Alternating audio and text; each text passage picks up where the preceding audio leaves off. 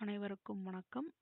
திருவருட்பா.org போனீங்கன்னா அங்கே வள்ளலார்.org வலைத்தளம் இருக்கும். அங்கே ராமலிங்க அடிகளாரோட ஒரு மீசை வச்ச படம் இருக்கும். சிதம்பரம் ராமலிங்கம்னு அவருடைய கையெழுத்தும் இருக்கும்.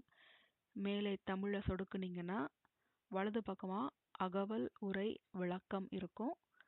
அதை சொடுக்குனீங்கன்னா அங்கே திரு பாலசுப்ரமணியம் ஐயா அவர்கள் எழுதின அகவல் உரையை நீங்கள் பதிவிறக்கம் பண்ணிக்கலாம். முதல் 2 வரிகளுமே அருட்பெரும் ஜோதி அருட்பெரும் ஜோதி அருட்பெரும் ஜோதி அருட்பெரும் ஜோதின்னு வரும். அதனுடைய பொருள் கடவுள். அந்த கடவுள் பல மதங்களும் வேற வேற வகையில் உணர்ந்திருக்காங்க.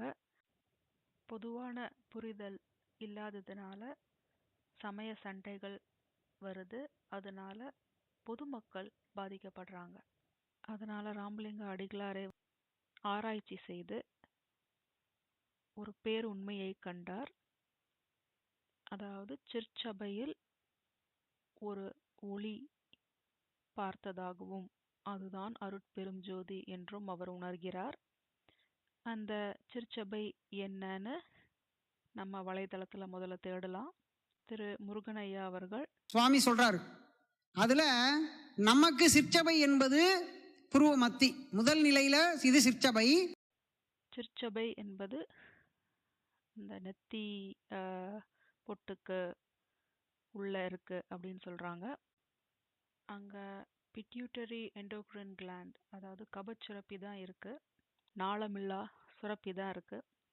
நாளம்னா இரத்த குழாய்கள் மாதிரி சிறிய வடிவில் இருக்கிறது. அப்ப நாளம் இல்லா அப்படின்னா இந்த குழாய் வடிவு இல்லாம அப்படின்னா இந்த சுரப்பிகள், நாளமில்லா சுரப்பிகள் அது என்ன சுரக்குதோ அந்த திரவத்தை ரத்தத்துல அப்படியே கலந்துருது. இந்த கபச்சுரப்பி ஒரு மணி மாதிரி இருக்கு.